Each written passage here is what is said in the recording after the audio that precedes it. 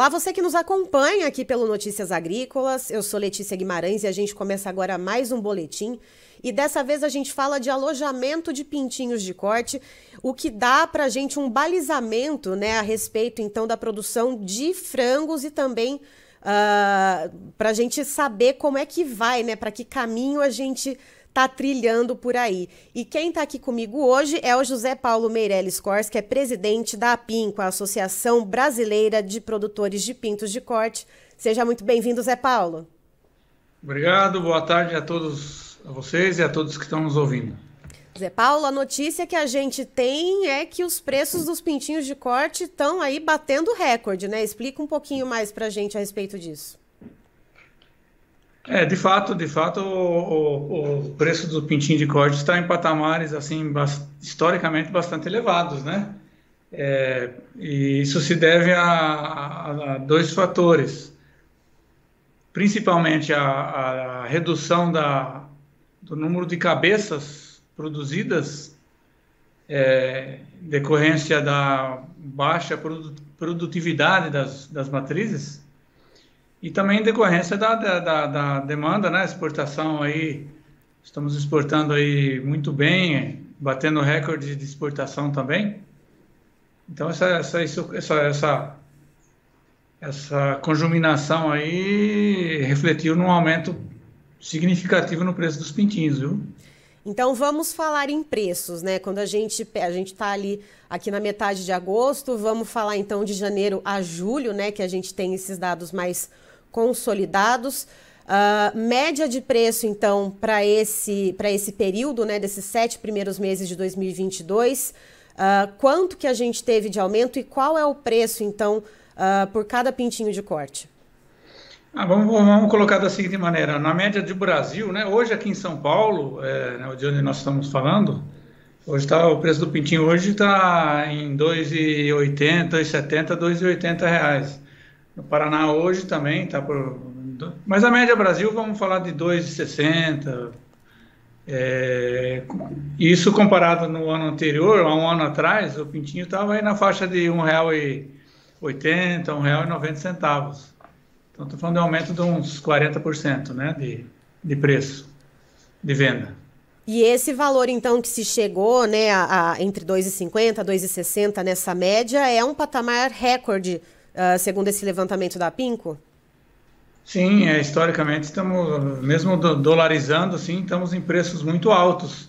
E isso vale também, é bom lembrar aí para quem está nos ouvindo, quem é do ramo, o ovo fértil, né? O ovo fértil está em preços estratosféricos, né? Para vocês terem uma ideia, está se exportando um ovo fértil hoje na faixa de 37, 38 centavos de dólar. De dólar, estou falando.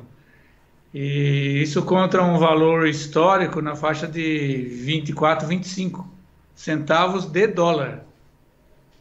Então a falta é muito grande. Não é só aqui no Brasil não, viu? A falta é mundial. E José Paulo, o que tem causado essa diminuição, então, na produção de pintinhos? E também, por favor, se puder trazer para a gente, então, uma média mensal de alojamentos para a gente ter uma ideia e comparar isso com o ano passado. Vamos da última para a primeira pergunta.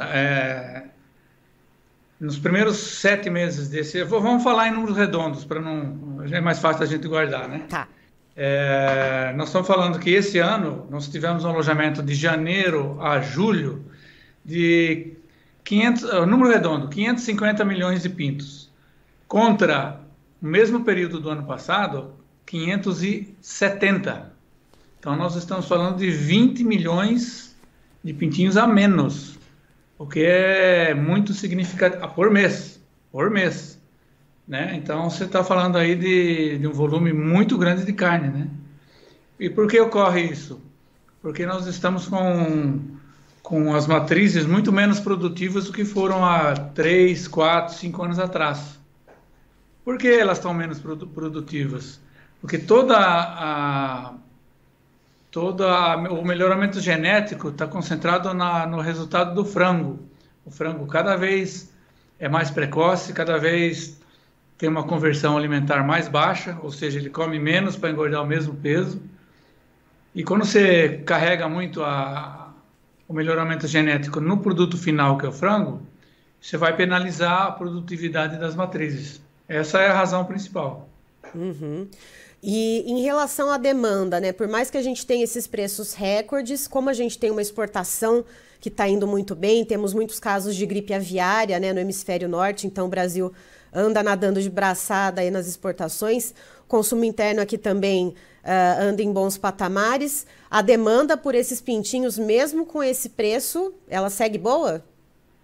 Ela segue muito aquecida, viu, Letícia? É interessante isso que você comentou agora, e quem está nos ouvindo e que é do ramo, eu acho que vai concordar com o que eu vou dizer agora.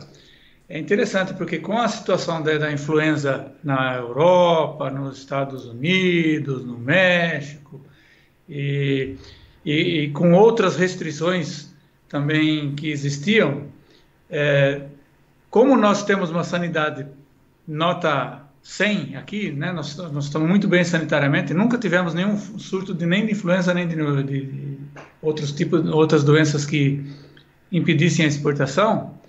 De repente, todas as portas estão se abrindo ao frango brasileiro. Não vamos nos esquecer que a Ucrânia era um país que estava cada vez mais ampliando o seu leque de exportações e vai ser um desastre, né? A produção avícola da Ucrânia vai desabar, né? Então, como se num passe de mágica, caem-se as restrições tarifárias, retiram-se as restrições sanitárias, né, alegadas, e agora todo mundo quer nosso frango. Interessante isso aí, viu? Pois é, né? É o jogo do mercado. E aí eu te pergunto, José Paulo, a gente está com esse preço médio, né, patamar de 2,50, 2,60. Qual que é a perspectiva até o final do ano? A gente já atingiu um teto no preço desses pintinhos de corte ou não? Ainda é possível subir? E qual a expectativa da produtividade também de pintinhos? A expectativa é que o mercado se mantenha aquecido, né? Que a demanda se mantenha aquecida, não só em função da exportação, mas do mercado interno, porque o frango segue sendo uma proteína muito competitiva, né? Frente às demais proteínas, principalmente a bovina. Então, a expectativa realmente é que sigamos aí com o mercado aquecido. Não seria surpresa o pintinho chegar ao final do ano rondando os R$3 por unidade, viu? Não seria nenhuma surpresa. E o ritmo de produção, né, como você comentou a respeito das matrizes um pouco menos produtivas, isso deve se prolongar ao longo desse ano até o final? Deve. A semana passada e principalmente essa semana, agora que está muito frio, né? Nós vamos ter uma queda de produtividade nas matrizes bem significativa, viu? Esse frio aí judia, as galinhas entram em greve. Elas diminuem a produção. E a eclodibilidade, a fertilidade também cai bastante. E, José Paulo, outra questão que eu gostaria de perguntar também, você comentou da questão da genética voltada para o produto final, isso acaba penalizando um pouco a matriz.